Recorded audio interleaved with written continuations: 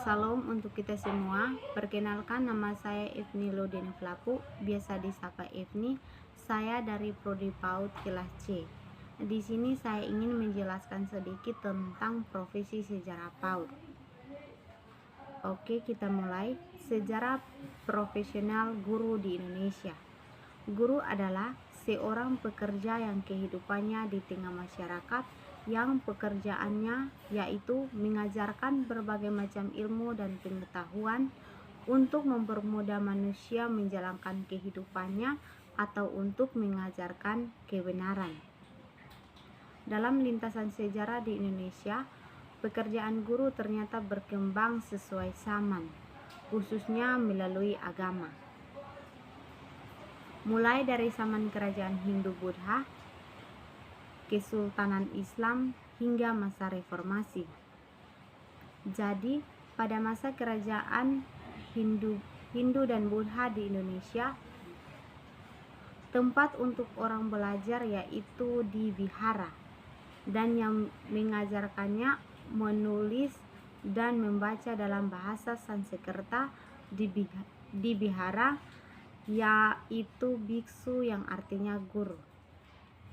Dalam agama Buddha, artinya guru atau Bodhisattva adalah orang yang memandu muridnya dalam jalan menuju kebenaran.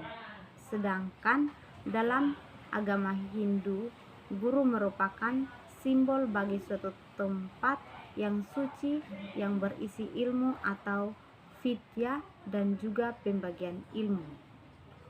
Setelah agama Islam masuk di Indonesia, tempat orang belajar di pesantren yang diajarkan oleh ulama supaya orang dapat membaca Al-Quran dan melakukan sholat dengan benar. Sedangkan dalam agama Kristen, orang belajar dari misionaris. Dalam pandangan agama Kristen, di dalam Alkitab, yang menjadi guru atau pengajar yang agung itu sendiri yaitu Allah. Ada juga seperti rasul, imam, dan ahli Taurat. Sejarah lembaga kependidikan. Yang pertama, masa Belanda. Awal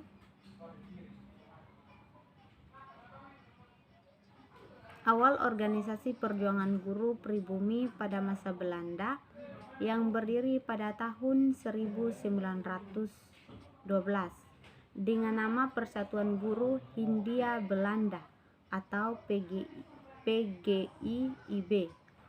Organisasi ini bersifat unikaristik yang anggotanya terdiri pada guru bantu, guru desa, kepala desa, dan penilik sekolah. Yang kedua, masa kemerdekaan. Kesadaran, kebanggaan, dan semangat perjuangan yang sejak lama tumbuh mendorong para guru pribumi yang memperjuangkan hak dan posisi dengan pihak Belanda.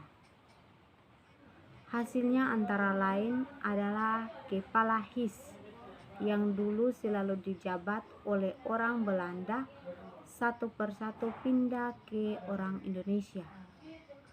Semangat perjuangan ini semakin berkobar dan memuncak pada kesadaran dan cita-cita kemerdekaan. Perjuangan guru tidak lagi perjuangan kesamaan hak, dan posisi Belanda tetap memuncak menjadi perjuangan nasional. Dengan teriakan merdeka pada tahun 1932, nama Persatuan GUM Hindia Belanda atau PGHB diubah menjadi Persatuan Guru Indonesia atau PGI.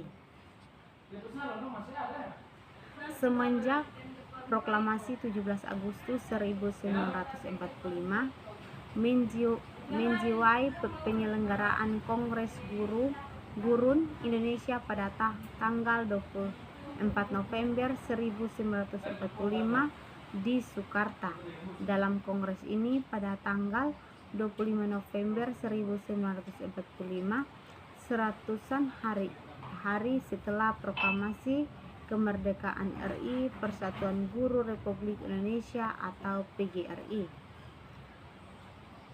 Dengan semangat fikih merdeka yang bertalu-talu di tengah museum pemboman oleh tentara Indonesia atas studio Radio Republik Indonesia Soekarta, mereka serentak bersatu untuk mengisi kemerdekaan dengan 3 tujuan, yaitu 1. Mempertahankan dan menyempurnakan Republik Indonesia.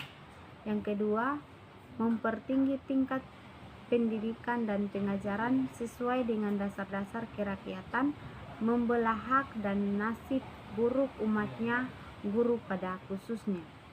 Yang ketiga, sejarah Kongres Guru ini semua guru Indonesia menyatakan dirinya bersatu di dalam Wadah Persatuan Guru Republik Indonesia atau PGRI.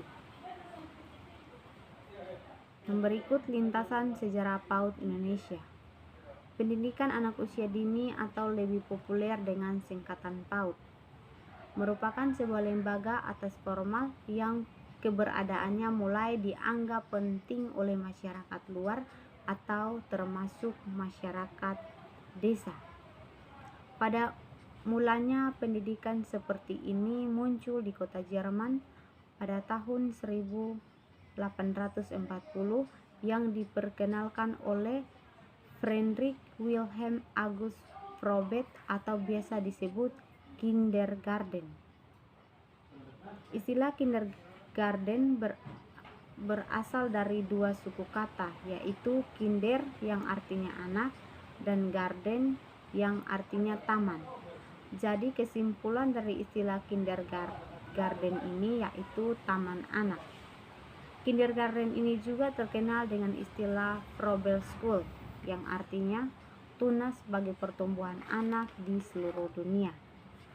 Tujuan berdirinya PAUD yaitu untuk mengembangkan potensi semua anak agar kelak dapat berfungsi sebagai manusia untuk sesuai dengan individu yang baru mengenal dunia.